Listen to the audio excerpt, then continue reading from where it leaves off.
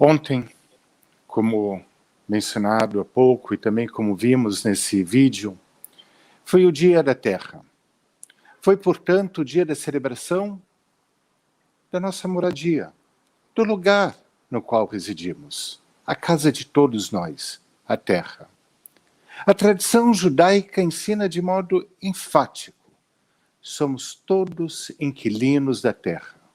Como inquilinos, temos que zelar pela propriedade que a nós foi confiada.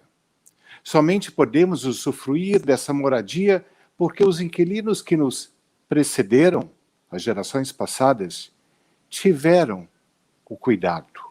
A nossa responsabilidade é garantir que os próximos inquilinos, as futuras gerações, também encontrem a casa-terra para nela poderem residir. O primeiro ser humano que a Torá descreve é Adão. Adão, em hebraico, é Adam. O nome Adam é oriundo da palavra Adamá. E Adamá significa terra. A vida, o ser humano, veio assim da terra. E da terra precisamos para a preservação da vida. Da terra com suas nascentes, que provém água. Da terra com seu oxigênio que nos permite respirar, inspirar e expirar. Da terra que com sua luz traz energia, energia crucial para que o movimento, para que a existência aconteça. Da terra na qual plantamos e da qual colhemos. E entre tantas as complexidades no mundo, há algo simples. Sem cuidar da terra, não há vida possível. E talvez ali valha uma indagação. Com tanta complexidade, será que nos deixamos levar pelo que é superficial e relegamos ao desprezo aquilo que é essencial, como a própria terra? Há um poema em Yiddish que, em tradução livre, diz: se as árvores proclamam louvor a Deus, não sei. Quando elas choram, também não sei.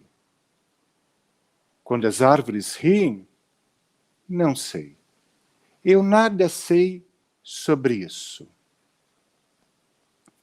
Ao ler esse poema, me permiti adicionar algumas palavras. Me tornei um leitor que complementa, como escritor, esse poema. E as minhas palavras são: eu sei que nós, se não choramos, deveríamos chorar ao ver uma árvore cortada em vão. Eu sei que nós, se já não rimos, deveríamos rir, e rir à beça, ao ver uma árvore florescer e frutificar. E ainda que haja muito que eu não saiba, que nós não saibamos, sei que a vida depende disto, deste choro diante de uma árvore cortada em vão e do riso da alegria de ver uma árvore florescer e frutificar.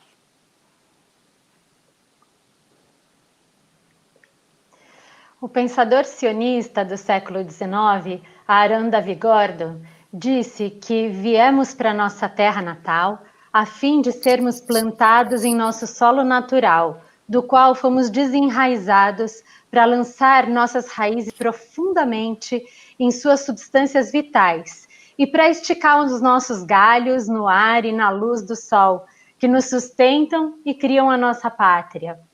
Ele acreditava que a experiência do trabalho na terra, que ligava o indivíduo aos aspectos ocultos da natureza e do ser, que por sua vez eram a fonte da visão, da poesia e da vida espiritual. Além disso, ele também acreditava que trabalhar na terra era uma tarefa sagrada, não apenas para o indivíduo, mas para todo o povo judeu. De fato, lemos na Torá, em Gênesis, que Deus colocou Adão no jardim do Éden para cultivá-lo e para cuidar dele. Ou seja, a relação profunda do ser humano com cuidar da terra é estabelecida por nossa tradição já na criação do mundo. Na verdade, Deus nos fez administradores da terra. Parte da nossa obrigação é mantê-la em boas condições para o benefício das gerações futuras. Proteger o nosso planeta não é apenas uma questão científica ou política, é um imperativo religioso e espiritual. A raiz do judaísmo e do povo judeu está plantada na terra de Israel, como aponta Gordon. Essa ligação é inegável da religião, da cultura e da natureza. Enquanto religião, mesmo que espalhados pelo mundo, rezamos voltados para Israel. Rezamos pela proteção de Israel e de seu povo. Pedimos Beshanabá Birushalayim, no ano que vem, em Jerusalém. Dessa mesma forma, até hoje, compramos árvores para serem plantadas em Israel, para dar no nascimento, bar bat mitzvah, casamento, em tantas outras celebrações. Doar ao Keren Kayemet LeIsrael dá ao judeu do mundo a sensação de que estamos ajudando um pouquinho na construção da terra de Israel. Mas as nossas raízes, apesar de profundas na terra de Israel, se mantiveram vivas dentro do solo fértil e sagrado do judaísmo, a Torá.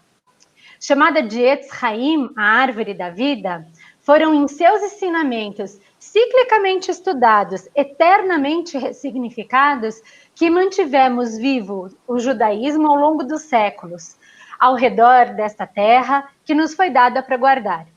Somos Shomrei Adamá, guardiões da terra, mas também temos a tarefa divina, sagrada, de Liat Kedoshim, de sermos guardiões dos ensinamentos da Torá, com as nossas raízes plantadas nos seus ensinamentos, para que ela se mantenha viva. Uma árvore cresce, tem suas raízes, como a Andréia lembrou, mas ela cresce. Sustentada pela raiz, emerge o tronco. Vemos o tronco por fora, mas se olharmos como o tronco é por dentro, poderemos observar círculos. Esses círculos do tronco, a botânica nos ensina, representam a história da árvore. Não vemos isso na superfície, está dentro da árvore. Então, podemos nos indagar, será que apreciamos aquilo que não chama a atenção de modo imediato? Será que estamos embriagados pelas aparências, deixando de lado a essência, aquilo que está dentro e que compõe o circular da vida, constituindo a história da nossa trajetória? Será que estamos tão preocupados com os likes, os posts, as imagens, os selfies, que esquecemos que o que realmente sustenta o tronco da vida são os vínculos de lealdade historicamente construídos numa jornada de convivência? O tronco é o meio da árvore. Está entre a raiz e a copa. Sem o tronco, os frutos e as folhas não podem existir. Mas o meio não é a finalidade. O meio é o que proporciona a finalidade. Também na vida podemos inverter e tornar os meios fins. E se assim invertemos, seria como serrar uma árvore sem propósito algum. Dentro do tronco passa a seiva, que conecta a raiz fincada na terra com as folhas que crescem para o céu. Cada um de nós tem uma realidade estabelecida na terra, e cada um de nós há de ter um sonho orientado para o céu. A árvore nos ensina a conectar a realidade com o sonho, e de volta, o sonho com a realidade. Ambos, sonho e realidade, necessários nutrientes da nossa vida. É maravilhosa a imagem descrita na Torá acerca da criação do Gan Eden. E o Senhor fez brotar da terra todas as árvores agradáveis à vista e boas para comer, com a árvore da vida no meio do jardim e a árvore do conhecimento do bem e do mal.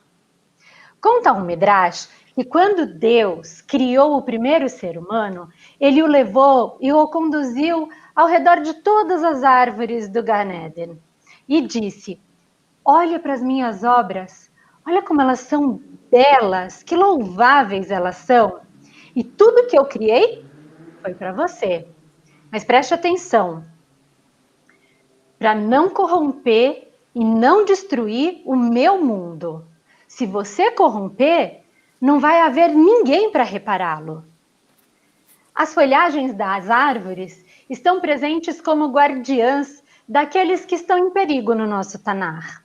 Assim foi com Agar, que colocou seu filho Ismael, quando chorava de sede, embaixo das folhagens de um arbusto, e se afastou, cheia de dor, para não ouvir o choro do seu filho.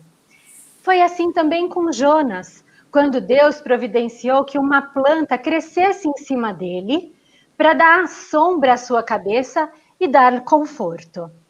Por outro lado, as folhagens também podem ser abrigo da sabedoria. Débora, a profetisa, sentava-se embaixo de uma palmeira e de lá proferia sentenças para os israelitas que a procuravam. E em referência a esta imagem que nós rezamos, Tzadika Tamarifrar, o justo florescerá como a tamareira, como o cedro do Líbano ele crescerá. Plantados na casa de Adonai, florescerão os átrios de nosso Deus. Na velhice, ainda darão frutos, cheios de seiva, e viçosos permanecerão. Então aqui estamos trazendo a imagem da árvore. Nesse dia, nesse Shabat, que lembra o dia da terra. A raiz, o tronco, a folhagem. O que mais falta? Os frutos. Os frutos que colhemos após termos plantado. Tantas e tantas vezes pode bater um cansaço, dar um desânimo. E aí, que possamos, olhando para os frutos, acreditar que há uma esperança, que os frutos virão, que é uma maneira de a gente se imbuir de uma energia de que as dificuldades serão superadas. Quando olhamos um fruto, poderíamos imaginar que lá atrás havia somente uma terra e uma pequena semente que depois foi plantada, irrigada, cultivada, cuidada, e tanto tempo passou até que frutificasse. É a mensagem de paciência, de uma paciência que não perde a esperança. Uma pequena semente foi capaz de se transformar numa frondosa árvore, uma frondosa árvore que fornece vários frutos. Há um milagre na natureza em tudo isso, mas há também um tremendo esforço humano que planta, semeia e colhe. Que nos momentos mais árduos possamos ter em mente a pequena semente capaz de se transformar e gerar os frutos. Quando percebemos que dentro de cada fruto há sementes, lembramos a diferença entre saciedade e voracidade. Saciedade é satisfazer nossas necessidades vitais. Voracidade é um ato desvairado que despreza as consequências, que devasta. A voracidade não enxerga sementes dentro do fruto. A saciedade agradece. E ao agradecer, se preocupa em usar as sementes que estão dentro do fruto saciado, que serviu para nos saciar, para as novas e contínuas árvores. Mas há árvores físicas fundamentais e cruciais para a nossa existência. E há também as árvores espirituais, necessárias para o complementar da existência a nível espiritual. Esta árvore espiritual, como já foi mencionado, é a Torá. Chamamos a Torá de Etz Haim. Etz Haim significa árvore da vida. E assim, vamos cantar numa passagem extraída do texto bíblico do Tanar, Etz Haim.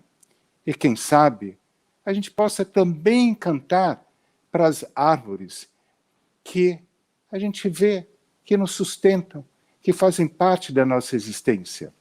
Cá entre nós, para que quando a gente ande por um bosque, um jardim ou na rua e veja uma árvore, que possamos cantar, nem que seja em silêncio, para alguém não falar, e lá está um louco cantando para a árvore. Mas vamos também, cá entre nós, se nos chamarem de louco porque estamos cantando por uma árvore, que essa loucura seja extremamente bem-vinda, porque é o canto para a própria vida. Então, canto para Etz Haim.